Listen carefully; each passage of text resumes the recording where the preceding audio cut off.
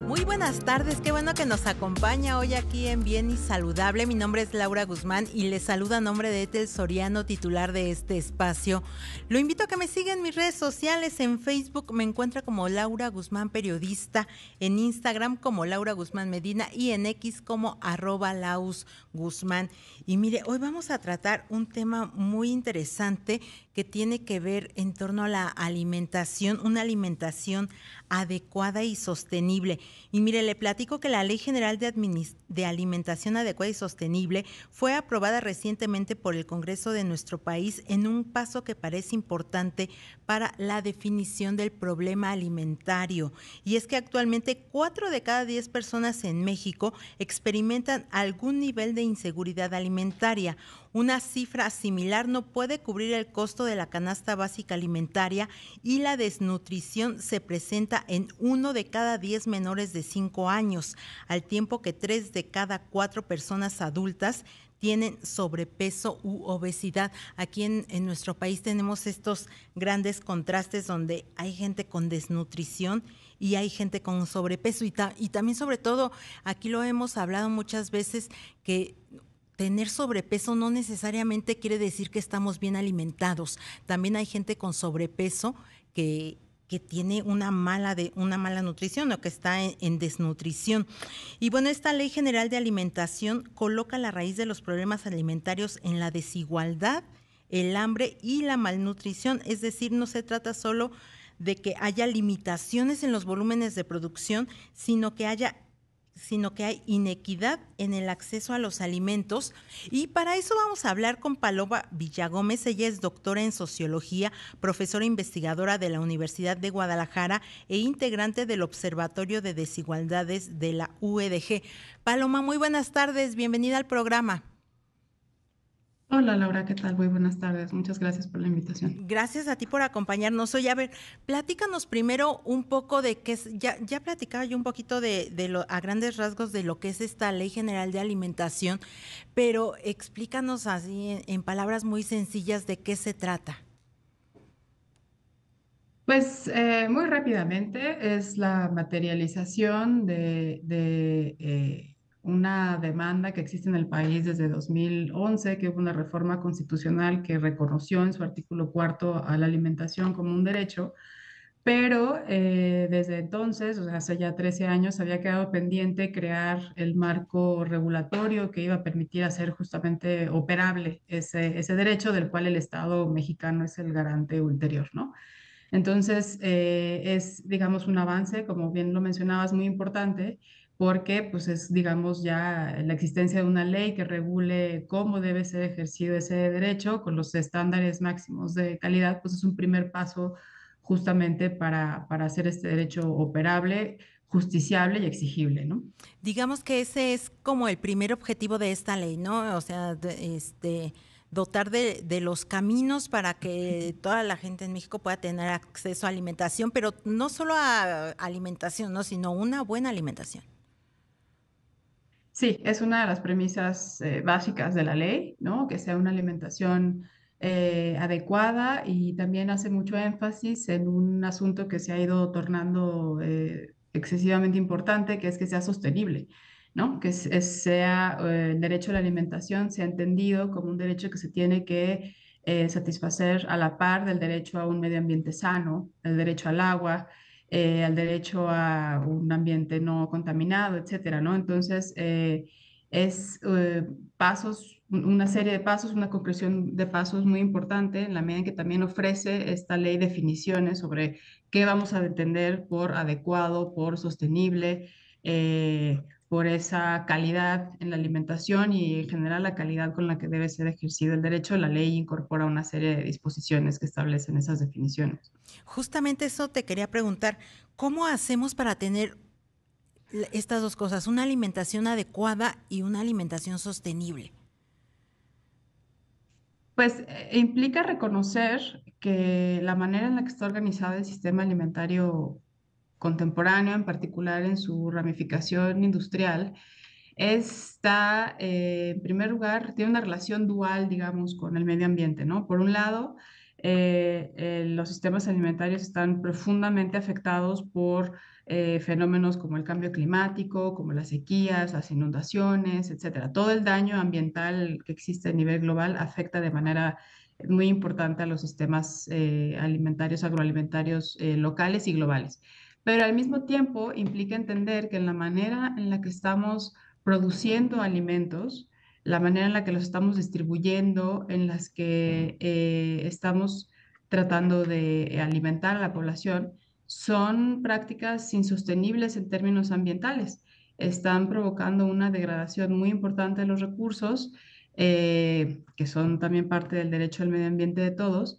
Y entonces es un llamamiento, me parece a mí, a una reconciliación entre esta forma de alimentarnos y la necesidad de hacerlo sostenible hacia el futuro, para las próximas generaciones en particular. Claro, porque es importante también recomponer esa perspectiva que tenemos de cómo nos alimentamos y de los alimentos que consumimos, porque la mayoría ya van siendo alimentos industrializados.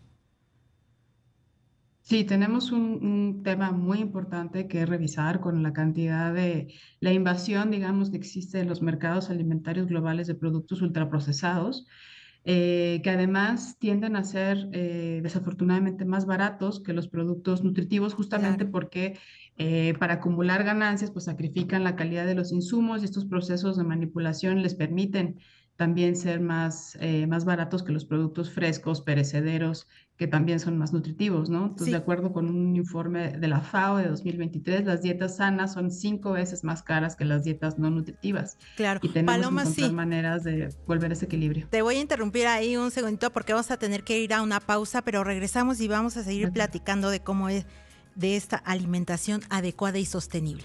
Qué bueno que sigue con nosotros aquí en Bien y Saludable. Estamos platicando con Paloma Villagómez. Ella es doctora en sociología, profesora investigadora de la Universidad de Guadalajara e integrante del Observatorio de Desigualdades de la UDG. Estamos hablando sobre una cómo tener una alimentación adecuada y sostenible, y lo estamos haciendo en el marco de esta Ley General de Alimentación que fue aprobada recientemente por el Congreso mexicano. Y Paloma, antes de irnos a la pausa, platicábamos de pues yo lo llamaré un gran problema que tenemos por la industrialización de los alimentos y por el consumo excesivo de los alimentos ultraprocesados, pero que además resultan consumirlos mucho más baratos que una alimentación, pues digamos, más sana. Sí, Laura, es un problemón porque nos tiene como en esta paradoja que mencionabas al principio, de ser un país con un 40% de personas que están en inseguridad alimentaria, que no les alcanzan los recursos que obtienen trabajando para acceder a una dieta saludable. Y sin embargo, al mismo tiempo somos un país en el que 3 de cada 4 adultos tienen sobrepeso o obesidad, ¿no? Y esta paradoja pues se explica o se aclara pues cuando uno entiende que esas dietas nutritivas, adecuadas, suficientes, variadas, etcétera, que son las que caracterizan a un estado de seguridad alimentaria, Sí. son, como te decía, hasta 5 veces más caras que una dieta no nutritiva. O sea, las calorías baratas han bajado muchísimo su precio, mientras que las calorías más nutritivas lo han aumentado, ¿no? Básicamente la de las frutas, las verduras, las proteínas vegetales, animales, etcétera, son más caras hoy en día que productos ultraprocesados, ¿no?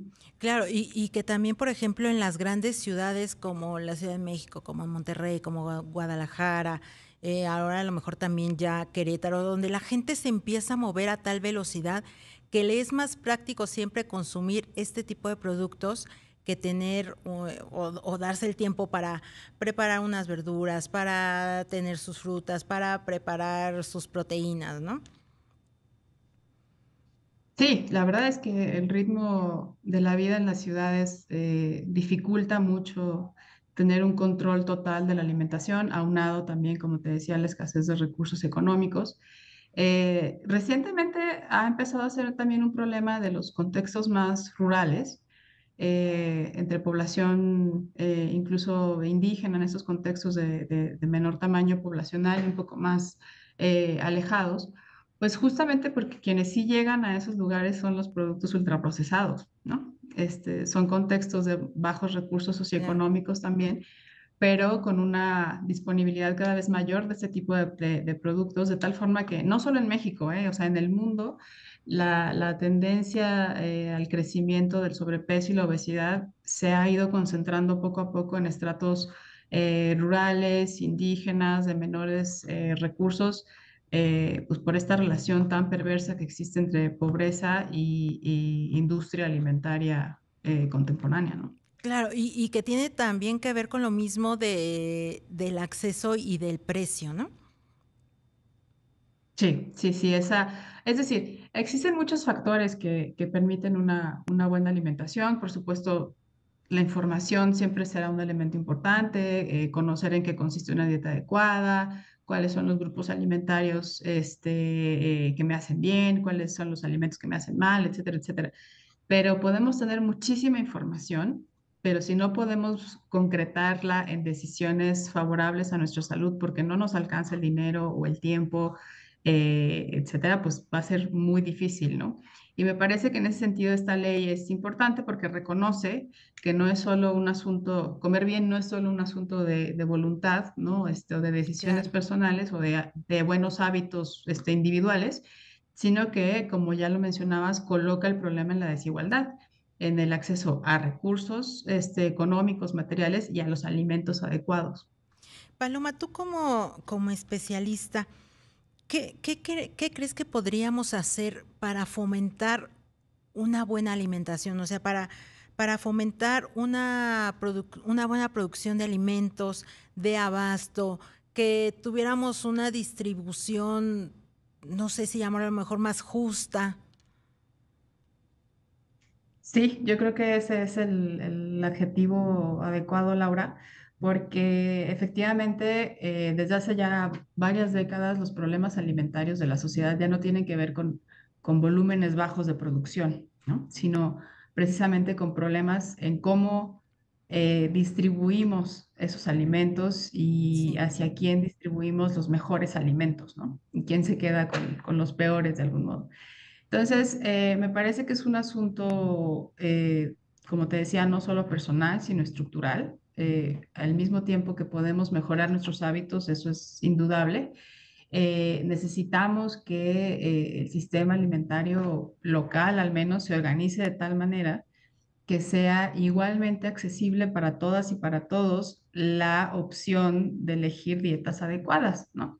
Y en ese momento, una vez que eso ya esté accesible para todos, si hay quien persiste en sus hábitos alimentarios deficientes o en hábitos en general poco saludables, bueno, pues ya se verá qué tipo de acciones se toman al respecto. Pero mientras tenemos que garantizar primero que esa opción nutritiva, adecuada, etcétera, sea efectivamente accesible económica y físicamente para todos. ¿Y esta ley nos está dando ese camino para llegar hacia allá o todavía esta parte está como muy sin definición? No, me parece que la ley aporta justamente esa definición en términos de inequidades y de injusticias, ¿no? Es parte de las bondades de enmarcar el tema en un marco de derechos, ¿no? Que son universales, inalienables y que le toca al Estado garantizar su ejercicio y su cumplimiento. Eh, Hace la definición del problema en estos términos y hace algo que es muy importante porque en México no ha existido hasta ahora, que es mandatar la existencia de una política nacional de alimentación, ¿no? O sea, lo que tenemos hasta ahora son acciones alimentarias dispersas en distintas instituciones, en distintos programas, pero no hay un plan rector, digamos, de la alimentación, ni un andamiaje institucional que sea la gobernanza de esa planeación nacional, ¿no? Y la ley hace eso, o sea, organiza a nivel de estructuras, de órganos, de comités, Sí. ¿no? Que van bajando de lo federal hasta lo local y le da funciones, les da roles, que por Perfecto, supuesto Paloma, va a ser muy sí, te interesante. voy a interrumpir ahí un segundito porque si no nos cortan aquí la transmisión, pero vamos a ir a una pausa y vamos a regresar y vamos a seguir platicando de esto. Estamos platicando con Paloma Villagómez, ella es doctora en sociología y profesora investigadora de la Universidad de Guadalajara. Y Paloma, antes de irnos a la pausa, nos decías que con esta Ley General de Alimentación Adecuada y Sostenible ya se estableció, digamos, una política nacional de alimentación que nos va a poder ayudar a fomentar esta producción, esta distribución, este abasto más justo, ¿no? Para todo el país. Pero ¿tú qué ves que es lo que sigue para poder lograrlo? Sí, bueno, como toda ley, lo que hace es justamente mandatar, ¿no? Que se creen estas instancias, estos planes, estos organismos. Y da un plazo o varios plazos para que a partir de su promulgación, de su publicación, en este caso en el Diario Oficial de la Federación, pues se hagan todos esos trabajos, ¿no? Pero lo interesante justamente de la ley va a ser ver cómo aterriza en Sí, reglamentos, cómo aterriza en disposiciones a nivel estatal y también a nivel municipal, cómo efectivamente se traduce también en presupuesto para buena parte de las acciones que está promoviendo, cómo en esos reglamentos se establecen mecanismos de, por ejemplo, sanción o de denuncia en caso de que las medidas dispuestas por la ley en materia de alimentación no se estén cumpliendo, etcétera, ¿no? Es un marco regulador del que todavía tienen que desprenderse otros instrumentos ya más de tipo operativo, igualmente legales, por supuesto, que le vayan dando como forma cada vez más aterrizada a esto que la ley plantea, pero que de entrada es muy interesante tener este instrumento general que en primer lugar señala, como te decía, el mandato de esta política nacional alimentaria que hasta ahora no existía como tal y a través de lo que se llama en la ley una estrategia nacional de alimentación, por un lado, ¿no?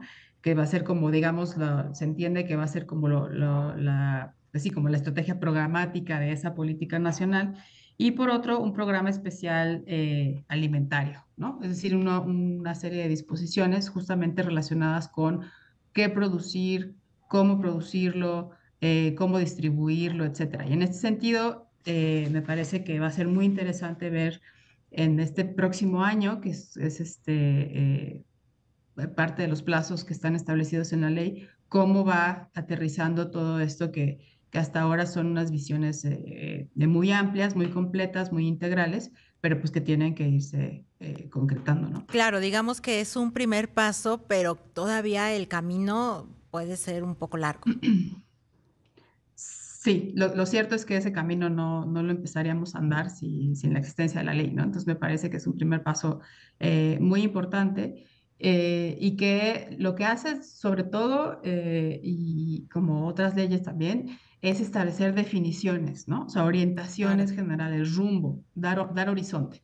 Y en este caso, la ley hace algo que es muy interesante, que es apuntar hacia tres objetivos principales en materia de alimentación, que serían la soberanía alimentaria, la autosuficiencia alimentaria y la seguridad alimentaria, ¿no? Que básicamente, bueno, es la capacidad para que el país decida qué necesita, cómo necesita producirlo y sea, digamos, en la medida de lo posible en un sistema alimentario global, dueño de sus decisiones sobre cómo Cómo acceder alimentarse, y ¿no? Claro. cómo proveer una alimentación Claro. adecuada. Uh -huh. Paloma, rápidamente, ¿dónde te podemos encontrar? Sé que también escribiste un artículo muy amplio en esta plataforma de Comestible.